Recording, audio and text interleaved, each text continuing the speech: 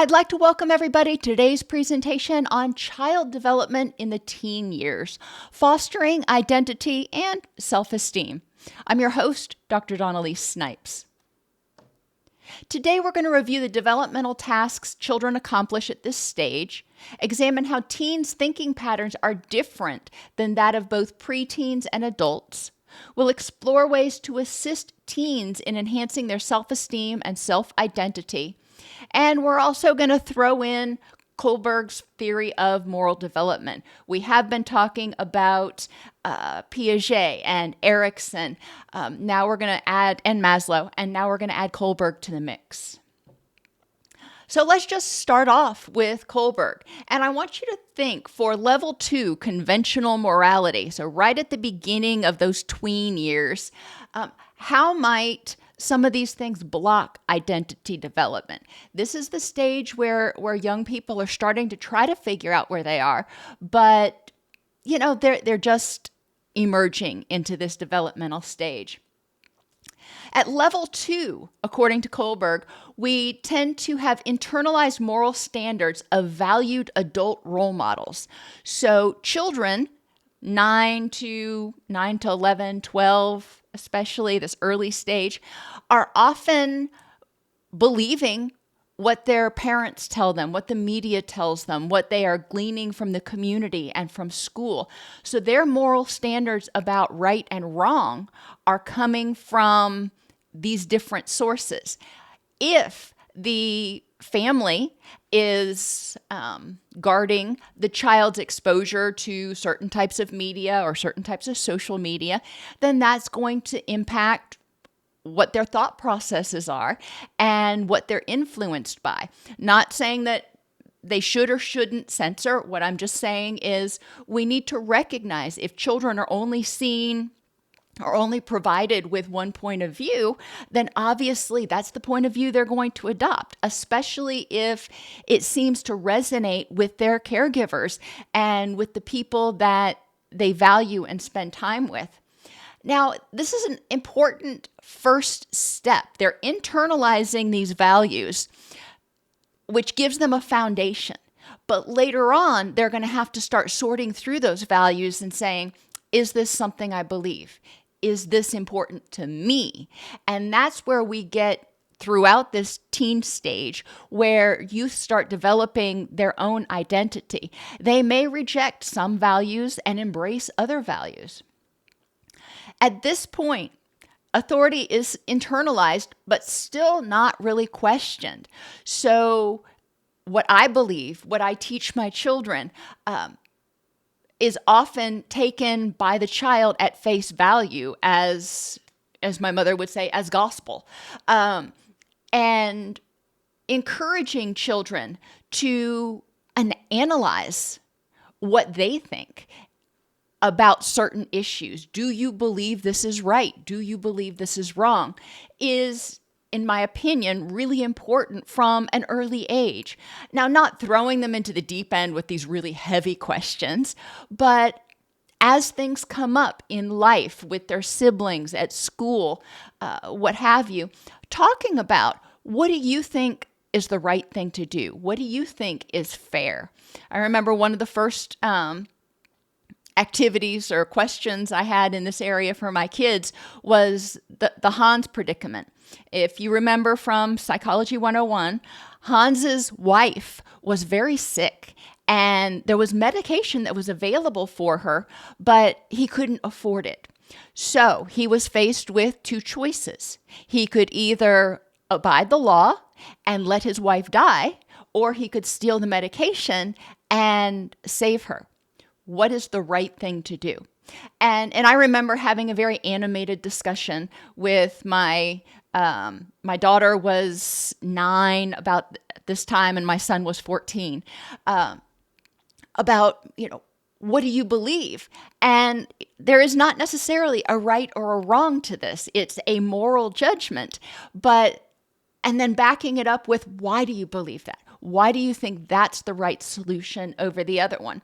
And making sure in the process, since there were 2 of them, and then me and my husband, of course, making sure that they felt accepted for their points of view. So we learned assertive communication. We learned evaluation of values, morals, principles.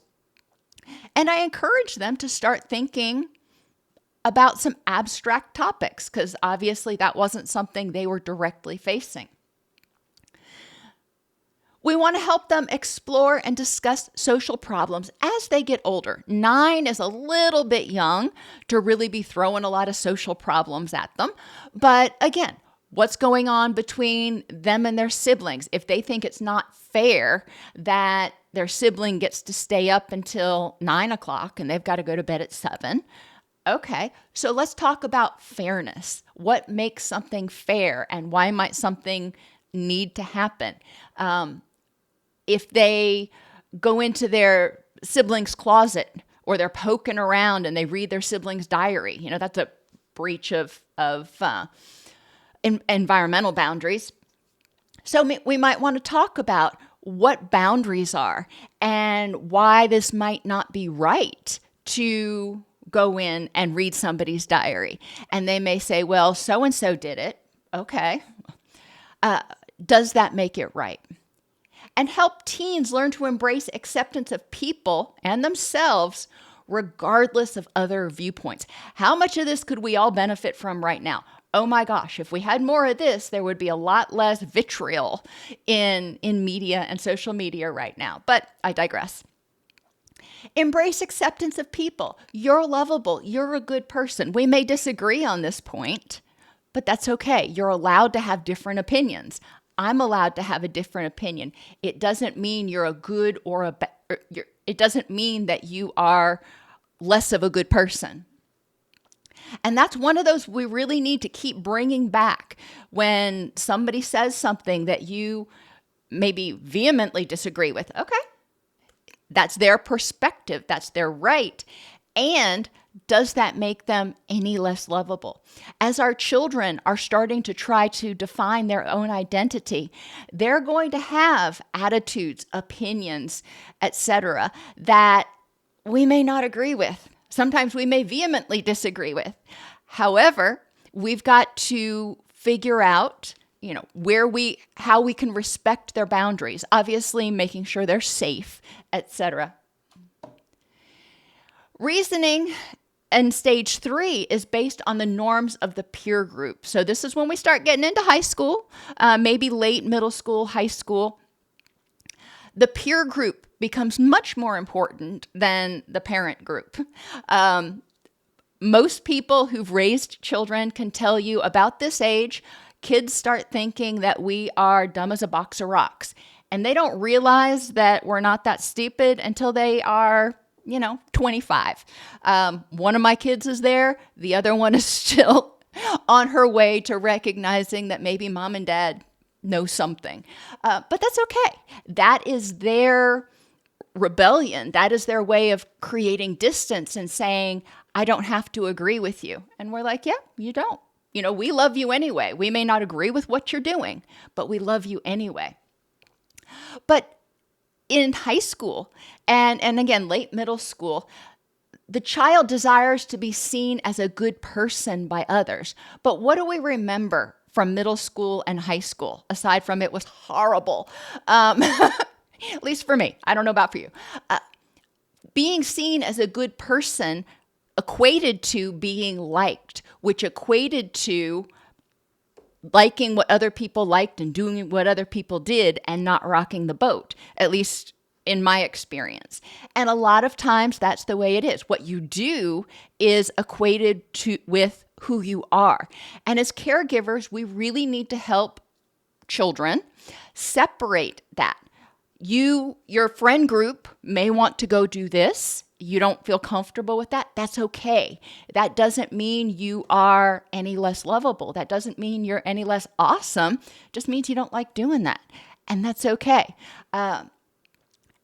Encouraging them to remember that and carry themselves tall when they disagree, and teaching them, helping them practice disagreeing assertively and compassionately. I hear that's something that you want to do, and more power to you, but that's not for me. Okay, I'm not judging you. I'm not criticizing you. I'm just saying, no, not for me. I'm going to draw my line in the sand there. And then stage 4 is maintaining the social order. Interestingly enough, research has indicated that only about 15% of adults actually reach this stage. That's kind of heartbreaking. Where there's an awareness of the wider rules of society and judgments concern upholding the law and avoiding guilt. I can't talk today. We don't want to feel guilty. None of us wants to feel guilty. Most of us want to uphold the law. However, there's also a social order out there that is governed by things other than maybe what we'll call the political laws, and it's governed by moral laws. What is the right thing to do? In the wider rules of society, you see somebody fall down and hurt themselves. The wider rules of society says the right thing to do is to go up and try to help them. That's the right thing to do. Now, there are some circumstances where you might think, hey, this is a setup. It's not safe for me to do this. Obviously, there are, caveats to everything. But in this stage, we really want to try to create a functioning, compassionate society. According to Piaget, children are moving into formal operational. So their abstract thinking and hypothesizing begin, which again, you've got Kohlberg saying you need to think about what is the right thing to do in this situation. And a lot of times that means abstracting from basic principles. I know that this is the right thing to do in this situation. Therefore, maybe in this other situation, that might be the right thing to do. Or what are the options? Thinking back to Hans, his wife is really sick. He's devastated. What options does he have? He can steal the meds or he can let her die. Those were the only 2 options that were given. There's probably other things that we could do now, but for simplicity, he was brainstorming. What are the options? And this is a great time to start teaching youth to brainstorm. What are the other explanations? And we're going to talk about this a lot when we get to cognitive distortions. What are other explanations for why that might have happened besides they hate you? You didn't get invited to Susie's party, and it feels like the complete end of the world, and you are thinking Susie must hate you. All right, well, that's one option. But what are some other explanations for why you may not have been invited to the party? And brainstorming those. One of the options could be you were invited and you missed the invitation. Who knows? Or she thought she invited you and she didn't. I don't know what the possibilities are. But that's where you start brainstorming with the child and saying, okay, that's one way of thinking about what happened. What are some other possible explanations? Inductive reasoning. My experiences lead me to predict. My experiences with trying to hang out with this group of people lead me to predict it's not going to go well if I try to sit at their table at lunch. My experiences with dogs lead me to predict that if I go hang out with that dog, it's going to be a good thing. Deductive reasoning is based on a general principle. In general, dogs are good, and I can expect them to be nice. So in general, this is not based on my experiences that have been added together. This is based on a general principle. Teens begin to think more about moral, philosophical, ethical, social, and political issues that are requiring theoretical and abstract reasoning. And there is a book called Moral Questions in the Classroom. I don't know if you can read that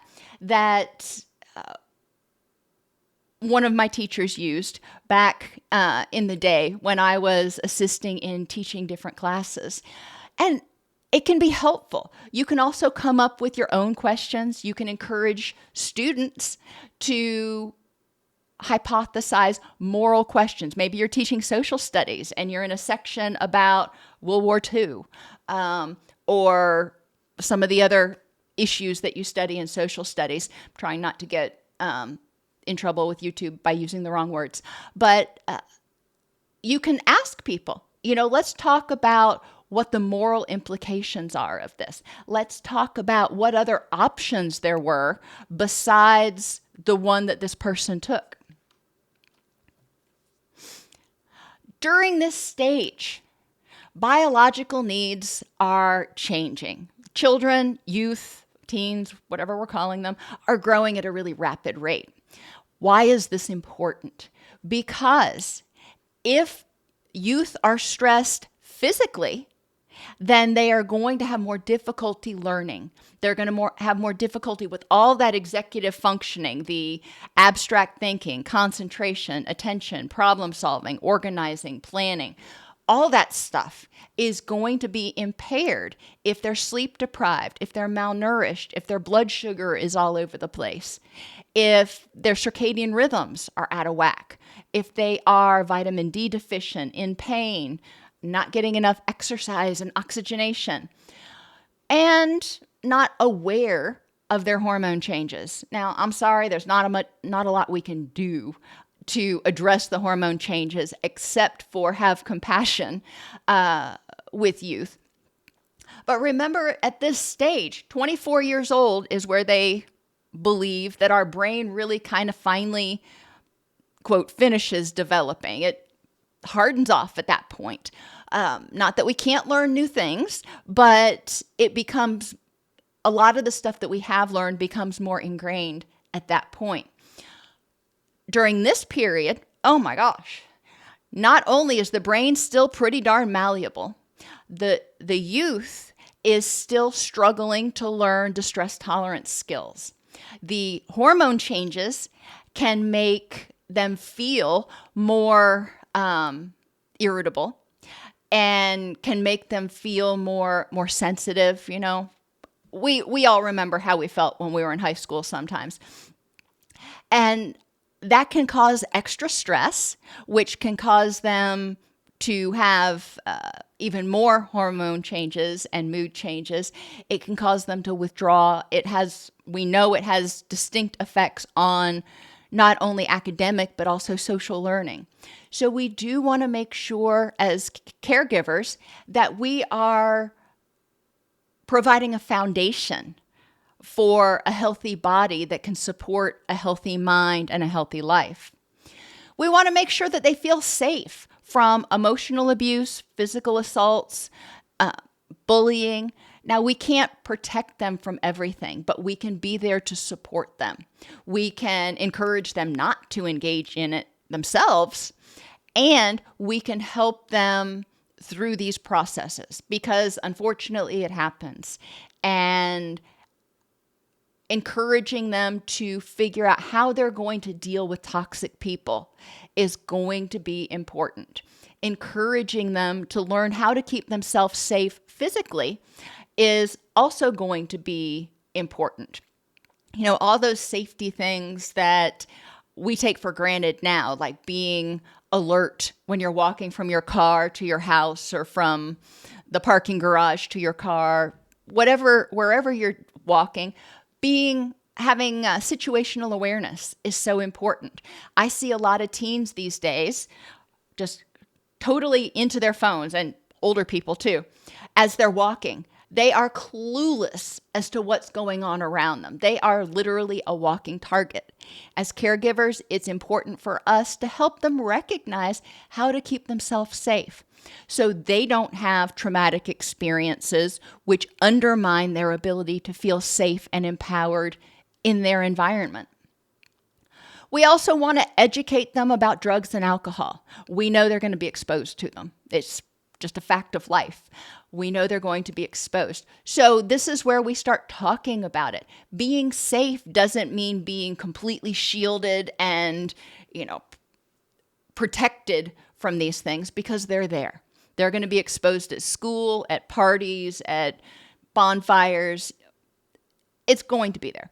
So talking with them, helping educate them about what drugs and alcohol are, what drugs and alcohol do, why it's likely a poor choice even with alcohol, to engage in drinking alcohol at a young age, how it impacts their brain, but also how it could impact their future life if they want to go into the military or if they want to be a lawyer or something else that requires a background clearance. If they have arrest records, then it might be problematic. They also need love, belonging, and self-esteem. And these are higher level issues on Maslow's hierarchy. Love, feeling like somebody cares about you, feeling like you're lovable, that there's a reason for your existence. Belonging, feeling like there are people who accept you and love you for who you are, even if you don't get it right all the time. Self-esteem is feeling okay about who you are.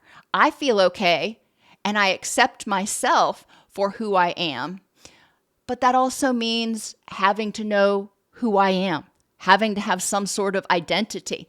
If I believe that I am only loved and I'm only belong if I conform to the identity of what you want me to be, that is not healthy. That's not helpful. And it will eventually erode a person's self-esteem because I don't know who I am.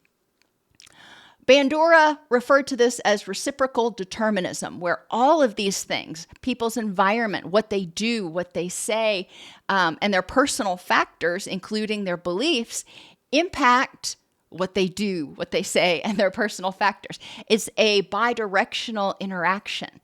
If I don't feel loved, then I'm probably not going to go out and try to figure out what my identity is. I'm probably not going to be motivated to do that.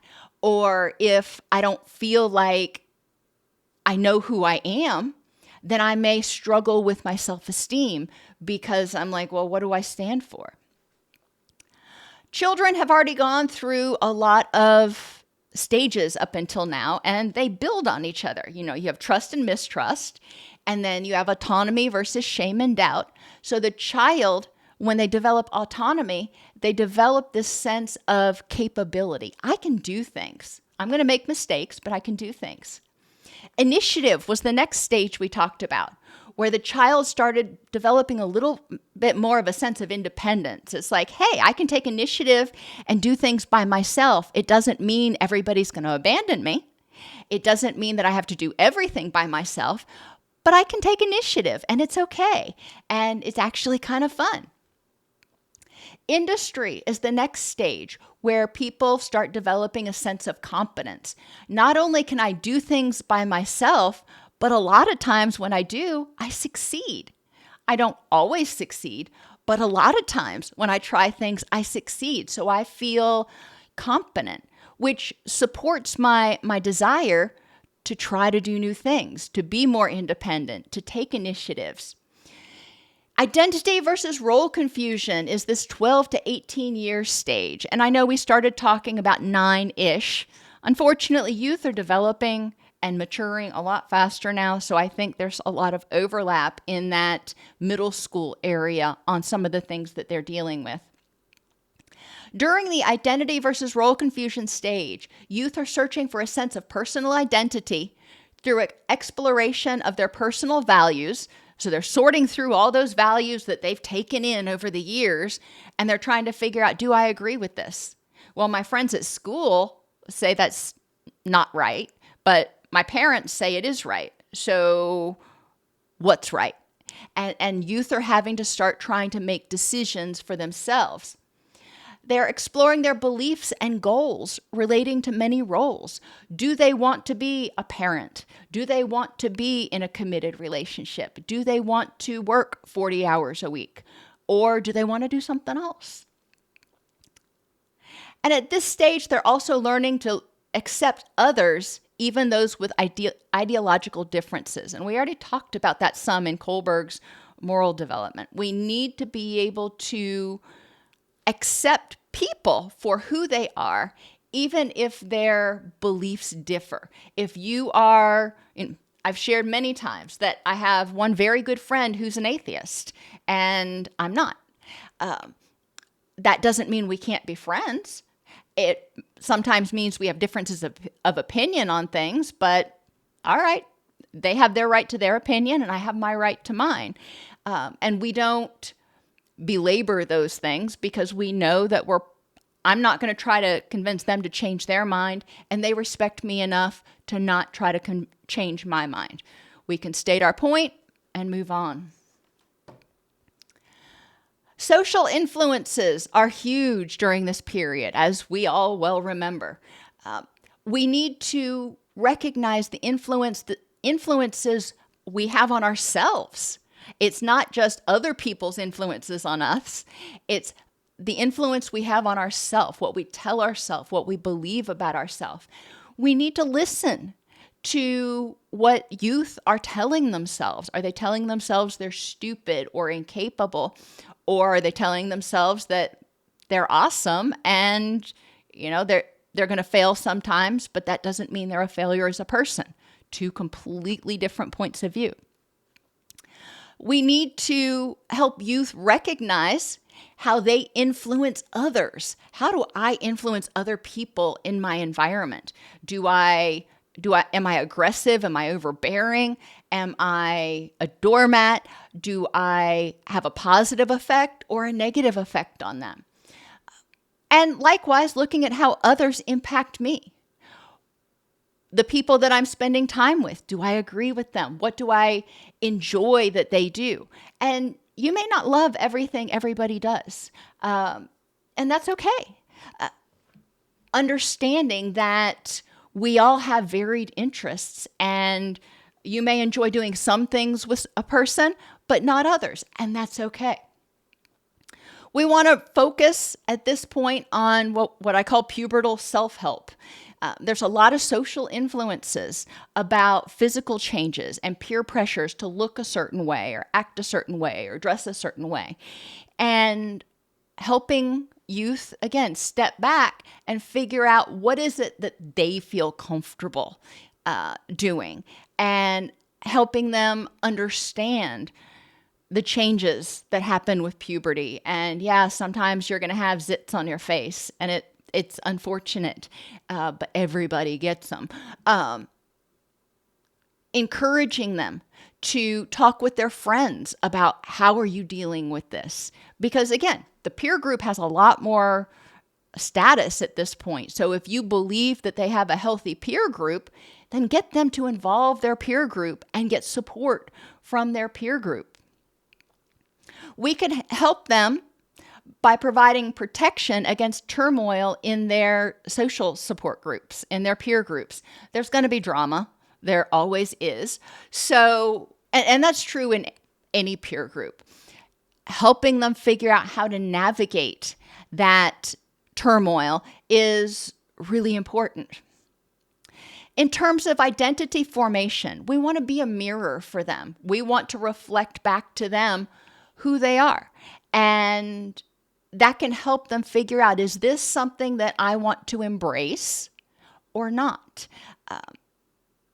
If they ran into somebody that was just like them, would they want to spend time with that person?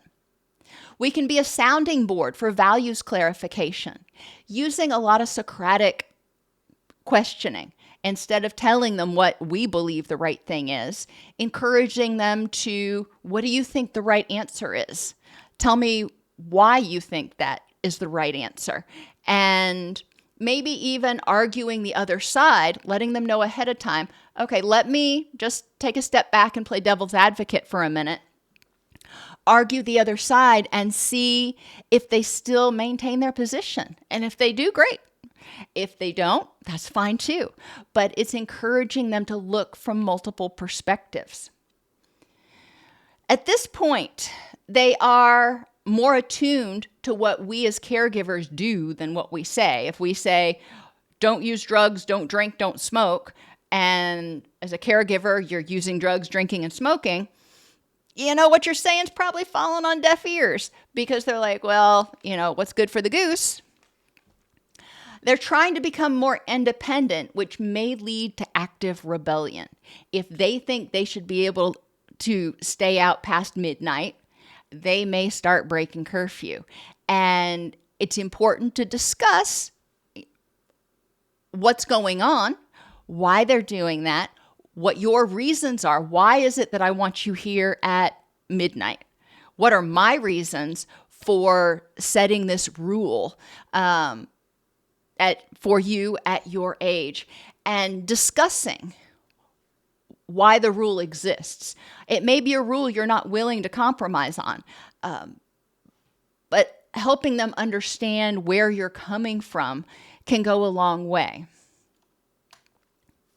Characteristics of high self-esteem and identity. Youth with high self-esteem and a solid personal identity can handle positive and negative emotions. Through development, the trust and mistrust and autonomy stages, they experienced emotions, and they learned that they could trust their feelings, and they learned that they could manage their feelings. They learned that the feeling isn't going to overwhelm them, which provides them a sense of safety and empowerment. They act independently. When you have a sense of identity, you know what you want. You know what you want to do, or you know what you think you want to do. And if you have high self-esteem, you have confidence that you can try to do it. But if you fail at it, it's not going to mean you're a bad person. But that initiative is important. Assuming responsibility for successes and failures. As we try new things, we're going to succeed, but we're also going to fail sometimes. And people with high self-esteem don't feel crushed, don't feel like they're going to be rejected, don't feel like they're bad people because they failed. They say, "Well, yeah, I screwed that up. Let me see what I can learn from it." But in order to have a sense of identity as someone who is lovable, someone who belongs, someone who's capable, it's important that the youth recognizes that they're not always going to succeed, but failures don't have any reflection on them as a human being. They can tolerate frustration and failure, kind of goes along with what we've been talking about, and they take pride in personal accomplishments. It's like, hey, I did that. I am really good at this. That starts forming part of my identity. I had a friend who used to ride horses, and that was a huge part of her identity. And she had these ribbons and stuff from these competitions she'd been in. And I'll admit, I know little to nothing about horses, but that was part of who she was. And part of her peer group were the other youth and families that went to these competitions, that engaged in these activities. And she carried that with her. She still carries that with her as an adult. She is still totally into horses, and that's part of her identity. And she says, you know what? This is something I'm good at. And I feel okay. I feel confident in myself saying that, hey, I'm good at this. It doesn't mean you're a good person or a bad person if you're not good at it. It just means I'm good at this. And I recognize that. This person who has high self-esteem and identity rejoices in others' accomplishments. I know who I am. I know what I can do. I know what I'm good at and that I'm lovable.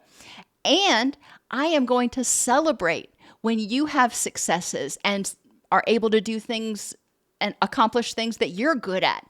It doesn't mean that I am vulnerable. It doesn't mean that I'm threatened in any way. It means we're both growing together. We're both succeeding together. They also recognize that it's okay to not be the center of attention, which is one of those hallmarks of people with anxious attachment, because they fear abandonment.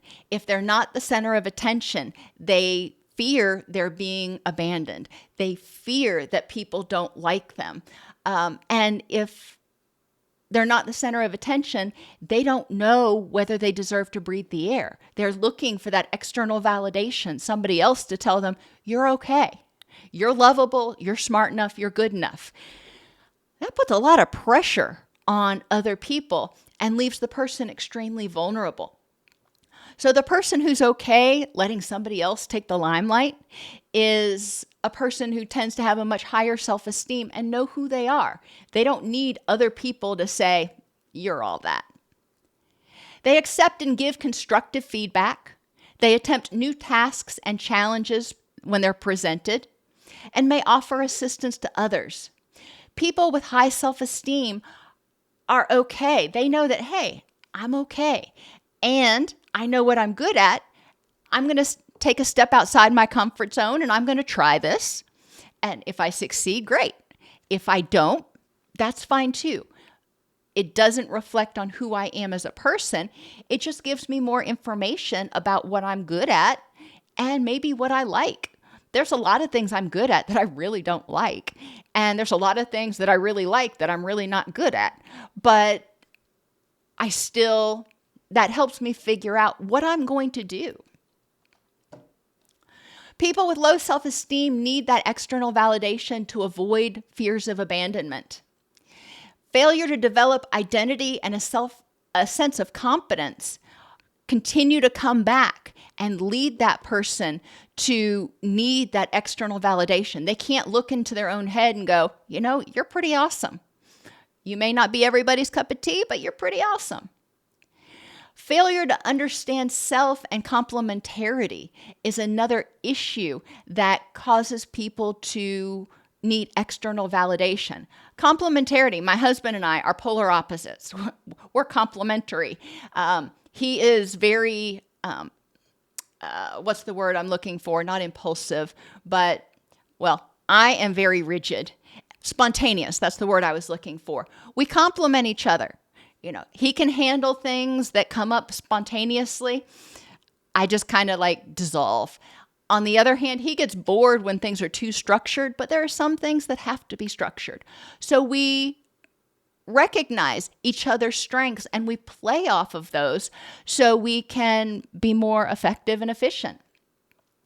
When we talk about temperament, extrovert versus introvert refers to how people prefer their environment and their social preferences. Extroverts have a lot of friends. They think and talk at the same time. They love making small talk. They draw energy from other people. Introverts, not so much. They're not antisocial. They are more aware of what's going on inside of themselves. They want to think before they talk. And they tend to want to do deep dives on things. They get really bored really easily with small talk. They want to just do that deep dive. And they often only have a couple of really good friends that they're able to do those deep dives with. One's not better than other. They're just different. Sensing and intuitive is how you conceptualize the world. Sensors tend to be much more detailed and focus on all of the facts and the details and stuff. The intuitive person focuses on the broad strokes and the big picture. This is what I want. And then you give that to the sensing person and say, okay, now make it happen. I come up with the idea. You help me figure out how to operationalize it. Thinking versus feeling. Again, this is not a judgment. Thinkers tend to base their decisions and their motivation on what is right, what is just, what the law is. They tend to like things that are much more concrete. Feelers tend to base their decisions and they're motivated by how other people feel and wanting to make everybody happy.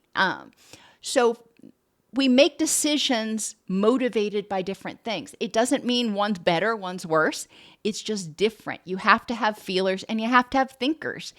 When we put our logic together, we generally come up with a much more robust resolution for things. And then judging and perceiving, time management. You have your spontaneous and your structured.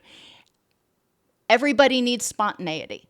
Where would the world be if we didn't have police officers, if we didn't have tow truck drivers, if we didn't have people who would drop things on a moment's notice and just, be there to help you figure things out?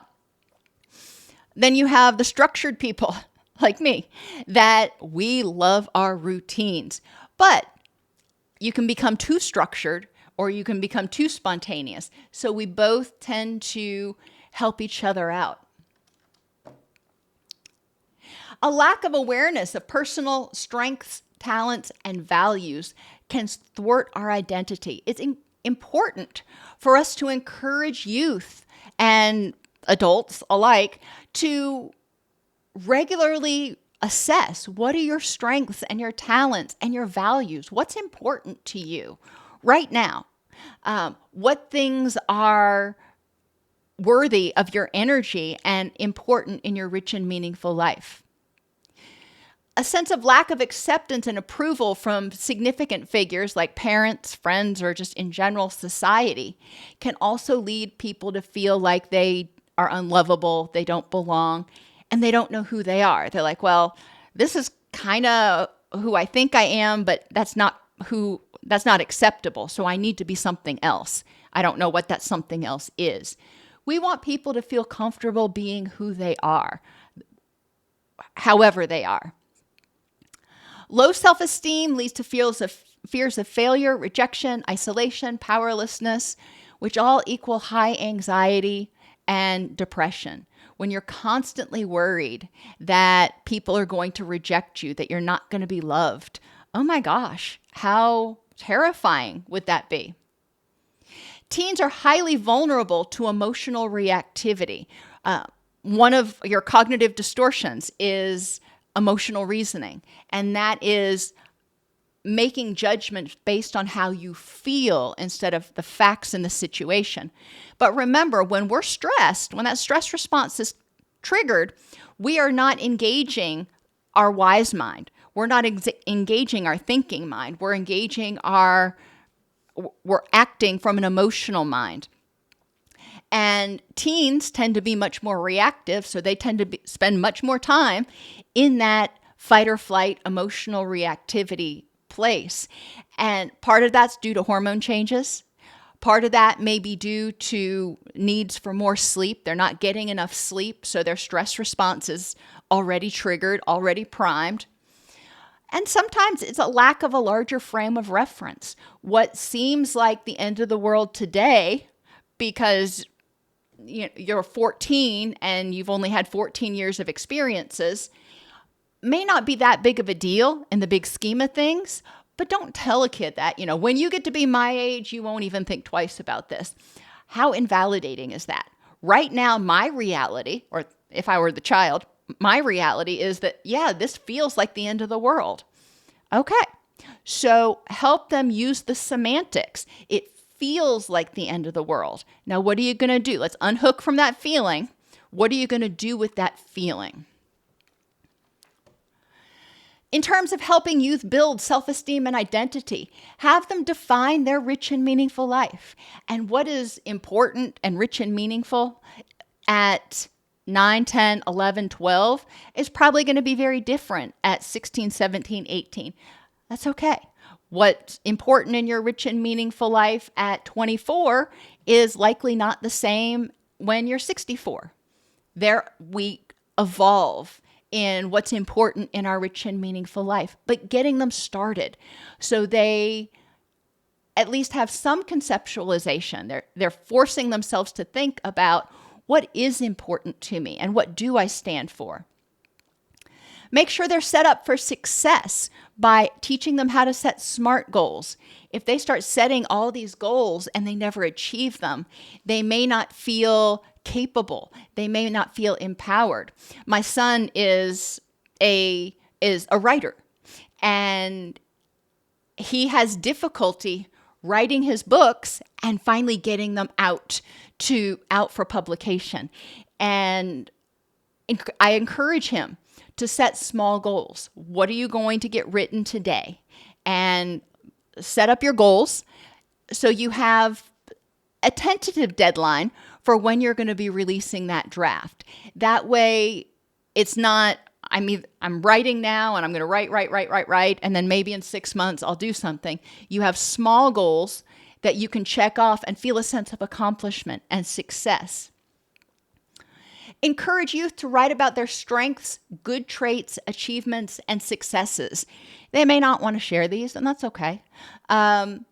We as caregivers are going to point them out, and at least my kids usually rolled their eyes. They're like, oh, ma. But it's okay. Encourage them to acknowledge that the good things because it's so easy to focus on the failures. We want to help them also notice what their strengths are. Positive self-talk doesn't help if it falls on deaf ears. Encouraging somebody to look in the mirror and say, I'm all that in a bag of chips. It is a pointless exercise for most people if they don't believe it. If they believe it, if they're looking in there going, hey, I've got this, and they believe it, that's one thing. But if they are just having words come out of their mouth, no matter how many times they say it, a lot of times they're just not going to believe it.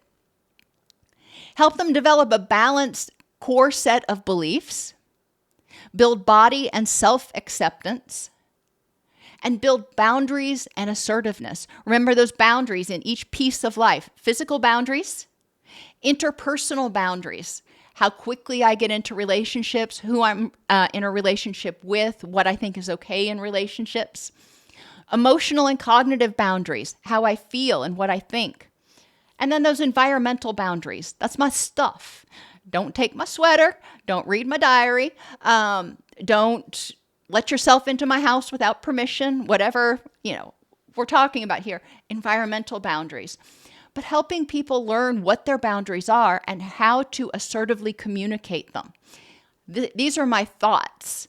How can I communicate my thoughts to you in a way that is authentic to me, but not overwhelming or aggressive to you? How can I put my cards on the table without creating a situation where the other person feels judged or vulnerable in some way? Encourage them and practice with them how to respond assertively to criticism. And this is a big one. We can't respond to criticism when we're adults with, well, I'm rubber and you're glue. What you say bounces off me and sticks to you. That's what we used to say on the playground back, in my day. But you can't do that when you're 24 years old or even 14. So how do they respond to criticism, if at all? Especially with social media, there's a lot of things. There's a lot of criticism. There's a lot of stuff that you can honestly look at and go, you know what? Not worth my time and effort. Just not. Going to let it go. Because I'm, as my son says, Mom, don't feed the trolls. I'm not going to feed the trolls. It's not worth my energy. But sometimes we get criticism. Sometimes it's constructive. Sometimes it's not. If it's not constructive, but we feel we need to address it, we need to help people learn how to say, I hear you disagree, or I hear your point on this. However, that felt very hurtful the way you said it. Or acknowledge, thank you for pointing that out. You're right. I could stand to improve my skills in this area, and I will try to do better. Period. End of story. Recognizing that most of the time criticism is about something you do or something you did, not who you are. Other causes of stress: poor time management. Oh my gosh. Youth in high school these days have so many demands on their time and so much homework. Oh my gosh. I thought I had a lot of homework. Pales in comparison. Helping youth figure out how to manage their time so they have a well-rounded life. Managing peer pressure. That's tough for anybody at any age, but especially in this period when they're trying to figure out who they are and trying to figure out what it means to have self-esteem, can feel very vulnerable. Parental expectations or perceived expectations. If your kid thinks that you will only be happy with them if they go to college and then to grad school and then follow in your steps, maybe that's not what they want to do. So they may be stressed or fearful of letting you down. It's really important to regularly talk with them about what their wants are, what their hopes and dreams are. And maybe if I have dreams or if I have thoughts about what my kids might enjoy or be good at in the future. I know when we did career planning. We went through a bunch of things, but it was important for me to say, what I want for you most is for you to be happy. So you may not choose what I think would make you happy, but what I think would make you happy doesn't really matter. What matters is what makes you happy. And we had to have that discussion multiple times as different things came up. And not assuming our children know that we love them, whatever they do, is really important. Making sure that they understand that even if they don't take the path that we hoped they would take, all right, we love them anyway. And we want for them nothing more than to be happy. Children struggle with, what am I going to do with my life? Parental expectations aside, it's a lot of pressure to pick a major and figure out what you're going to do. Most youth will experience some traumatic events and losses, from friends moving away to deaths to natural disasters. There's a lot of stuff. And remember, a child has many fewer resources to deal with that, to interpret it, to understand it, and to regain a sense of safety and empowerment. As caregivers, we need to make sure that we are responding to them when they experience these events and losses that they may perceive as traumatic, even if we don't think so, in order to help them manage those feelings and regain that sense of personal power. They're going to have romantic relationships. They're going to get their heart broken. It happens. And it's a huge cause of stress. Being empathetic is so important during this time, in order to help them, again, identify what's important in life. And this romantic relationship, you really wanted it to work out. What does that mean, if anything, about you? How does this change what you want as a person, what you want out of relationships? And that's where we can start helping them develop their relationship identity. What is it that I think my relationships need to look like? And a failure to achieve something. Some youth feel, even at this age, like if they haven't achieved something, if they haven't gotten an award, if they haven't made a team, if they haven't done whatever, that they are not useful. And it's important that we help them recognize that they are lovable for who they are and figure out who they are. And I always think of the movie It's a Wonderful Life. The main character in A Wonderful Life touched so many people's lives and didn't even really realize it until, at the end of the movie. But just because you haven't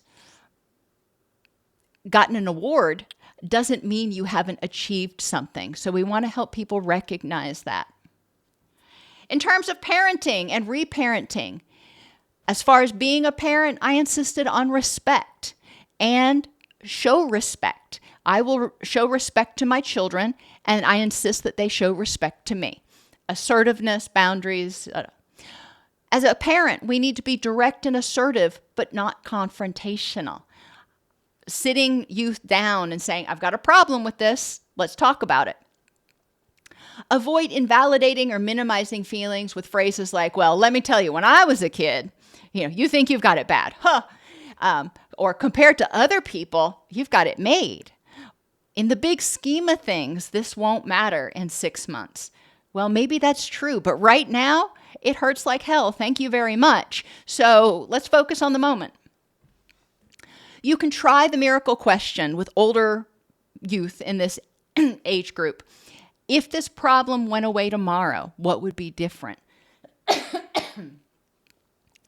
Help them identify their peace, needs, and wants. Physically, what do you need right now? Interpersonally, what do you need in your relationships? Emotionally, mentally, and environmentally, what do you need right now to feel safe, empowered, fulfilled? Address thinking errors with feel. FitCat, the facts in this context at this time. Explanations, alternate ones. Exceptions to what you're assuming is going on.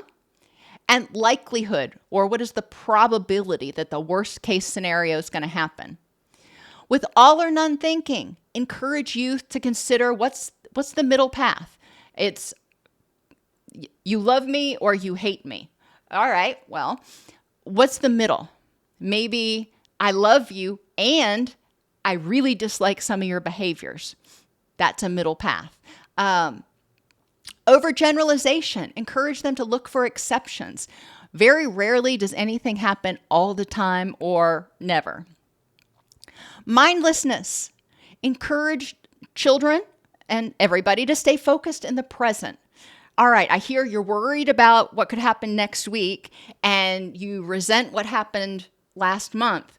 What's going on right now in this particular situation? In terms of addressing pessimism, help the youth embrace the good with the bad. I don't like taking tests, but I want to be a doctor, and therefore, in order to get into college, I have to study and pass this test. It's just what it is. Hardiness means focusing on the big picture, all the things that are important in my rich and meaningful life, which ones are going well, and which ones could use a little work. For mind reading, making sure that they are looking at the facts in context at this time and making sure that what they are assuming is based in fact, not just what they think somebody is thinking or wanting. Model and encourage self-compassion and address negative beliefs about compassion. Sometimes people will think that having compassion for yourself or for others means that they are needy or you are needy. And that's not true. I mean, in that moment, you may need some compassion, but compassion is recognizing that people have a heart. Some people are resistant to compassion because they're afraid of feeling sad or grieving. I don't want to have compassion because then I might start feeling something. Or they may fear that giving up self-criticism makes them lazy, weak, or unlovable. There may be other messages that keep people from embracing compassion, but we need to be sensitive to the fact that compassion, especially self-compassion, is really difficult for a lot of people, especially for those that were raised in critical environments. Adolescents still lack the experiences and frame of reference of adults. Their physical and hormonal development can make them especially vulnerable to high emotionality.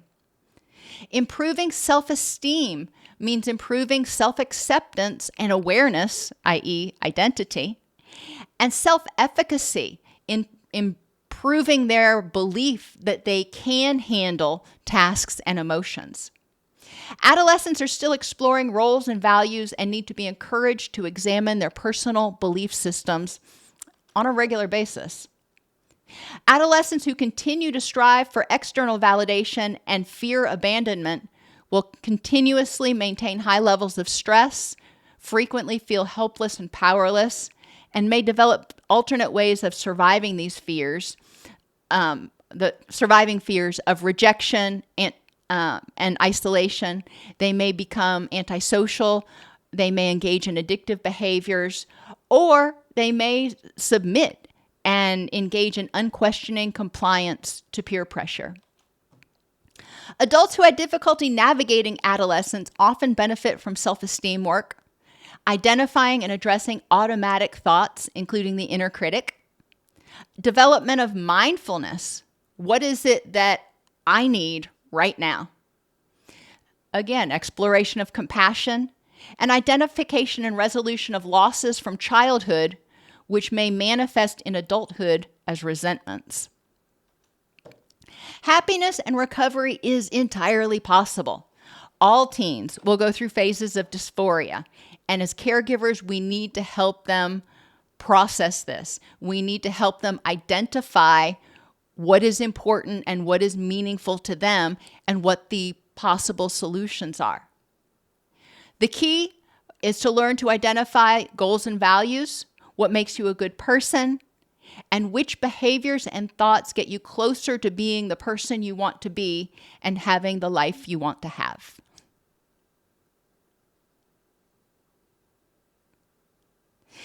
Are there any questions?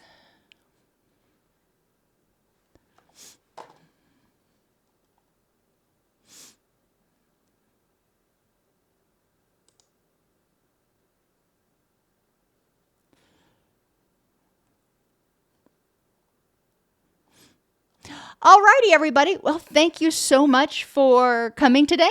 And I look forward to seeing you next week when we're going to talk about developing intimacy and relationships.